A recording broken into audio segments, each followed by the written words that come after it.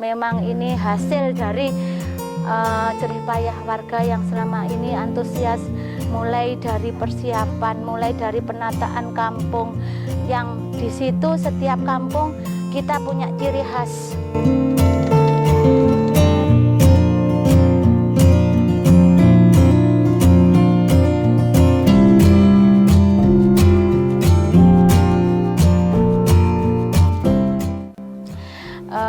Aspol Koblen RW 9 itu dulu jauh dari kata bersih. Lingkungan kita sangat kumuh sekali. Kita tidak peduli dengan lingkungan. Dengan adanya kader lingkungan bermunculan, pada akhirnya kita kenal dengan yang namanya Pak Sabar. Pak Sabar itu penggeraknya Kampung Lawas. Dan kita kerjasama dengan Pak Sabar yang pada akhirnya didampingi oleh Kampung Lawas. Kita terinspirasi dari sana, yang akhirnya kader-kader tergerak untuk menata lingkungan. Sampai pada akhirnya setelah lingkungan tertata, lumayan ada perubahan dibandingkan yang sebelumnya. Waktu itu RW-nya masih RW yang lama, tahun 2017, yang di situ pada akhirnya ada program pemerintah tahun 2018, lomba SSC. Kita sempat ikut di sana, kita antusias, semua warga membantu di situ menata lingkungannya, yang pada akhirnya kita nyampe ke 150 besar. Kita tidak nyampe ke 75. Oke, mungkin warga agak kecewa.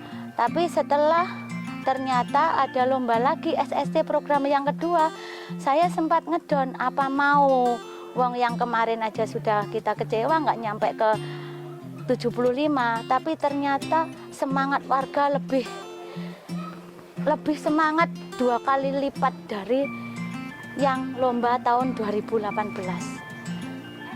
Dan di tahun 2020 akhirnya kita bisa mencapai, alhamdulillah, kita bisa juara 2. Kita bisa juara inti, yang di situ kita tidak pernah membayangkan.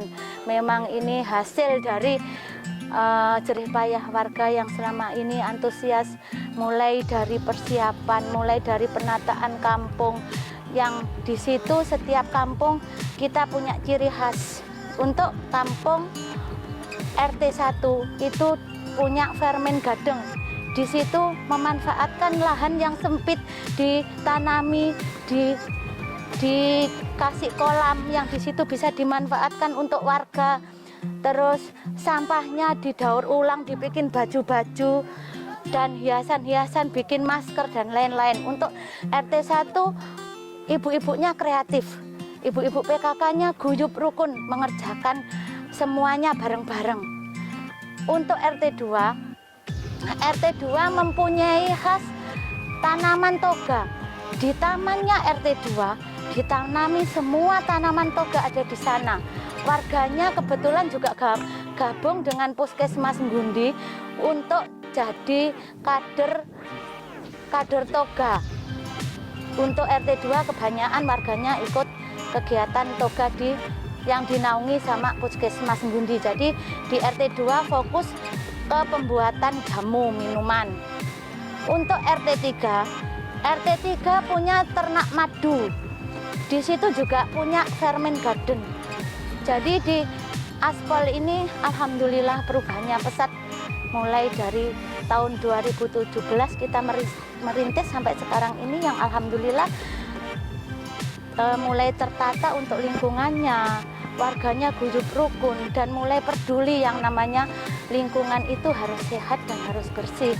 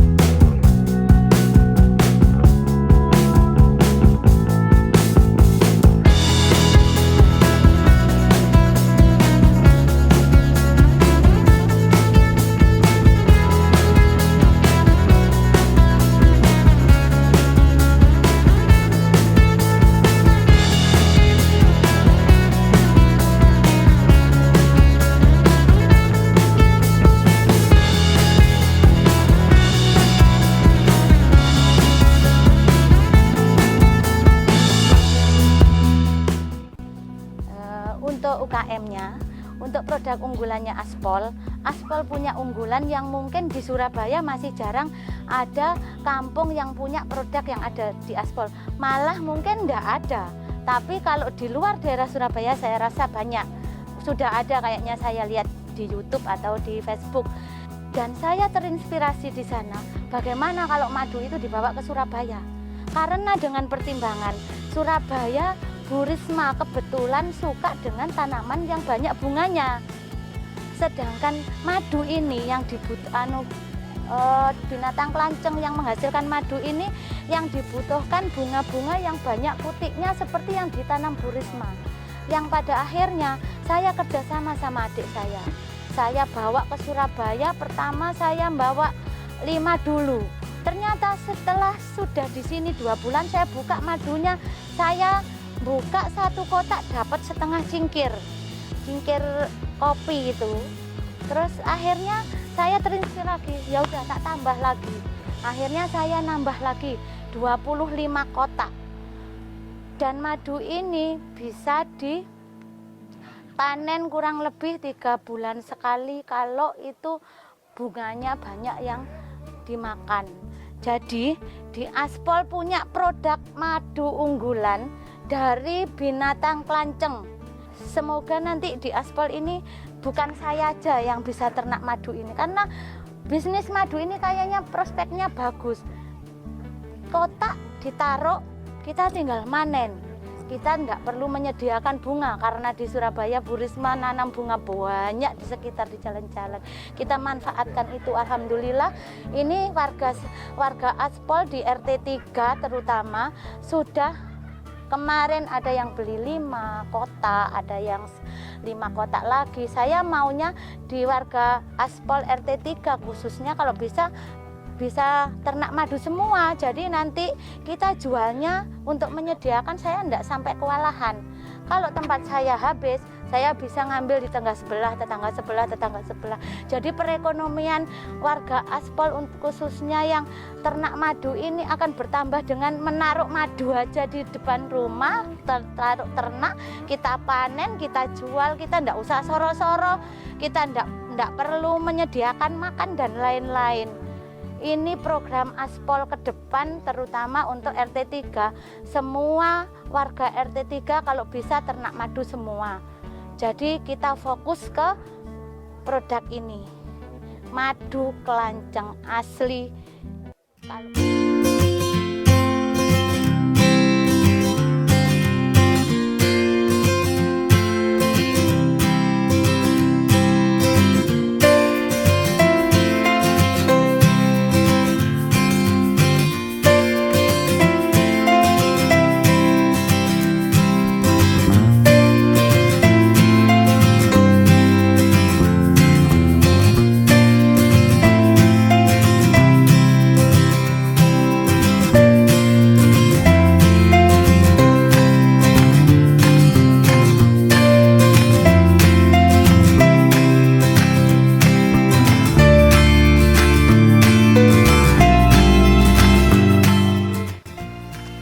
Dari SSC yang sebelumnya yang terdata UKM hanya 4 UKM, lalu sekarang berkembang menjadi 10 UKM.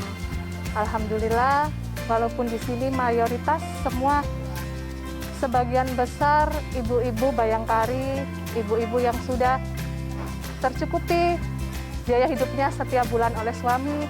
Tapi kita tidak putus asa, kita bersama-sama memajukan UKM dengan membantu penghasilan suami kita setiap bulannya. Di sini banyak sekali UKM-nya, ada yang UKM makanan, minuman, ada yang UKM keterampilan, keahlian tangan juga ada. Salah satunya di sini UKM-nya ada produk unggulan. Produk unggulan dari kita ada kunyit asam Oma Jamu Mama. Di sini juga kita lebih menonjolkan di toga. Kita juga mempunyai tanaman toga tapi karena lahan tidak memungkinkan, kalau untuk pengobatan sekiranya untuk warga sekitar, insya Allah masih bisa tercukupi. Tapi kalau untuk penjualan di luar, kita butuh produknya ini, bahan bakunya kita masih membeli. Tapi kalau untuk pengobatan untuk warga sekitar, alhamdulillah kita sudah ada tanaman toganya.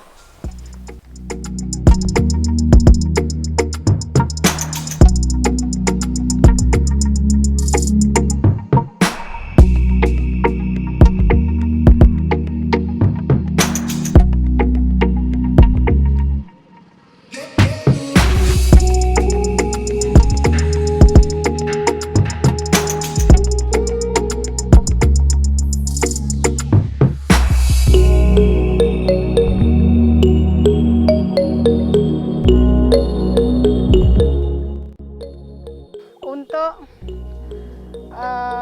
sampah, pengolahan sampah dimulai dari dapur masing-masing rumah. Sampah dari rumah itu kita berusaha untuk milah sampah. Milah sampahnya itu dari sampah dapur masuk ke lusada. Untuk sampah basah malah masuk ke komposer. Untuk sampah-sampah plastik sebagian masuk ke bank sampah yang botol-botol. Lalu untuk yang plastik-plastik yang bisa dibuat untuk daur ulang, kita maksimalkan untuk pemanfaatan daur ulang sebagai dibikin untuk baju-baju, dibikin untuk masker.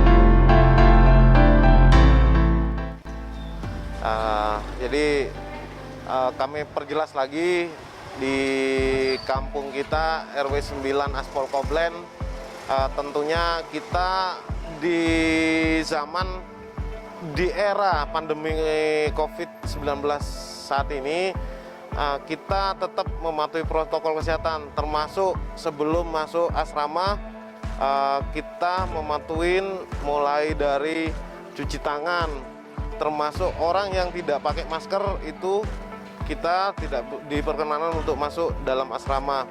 Nah, kita tentunya di dalam asrama sendiri kita mendirikan lumbung pangan, ruang isolasi mandiri terhadap warga yang memang benar-benar terdampak COVID-19. Di mana lumbung pangan itu kita menampung sementara sebelum petugas kesehatan ataupun petugas puskesmas datang. Jadi warga yang benar-benar terdampak COVID sementara diisolasi ruang isolasi mandiri kita.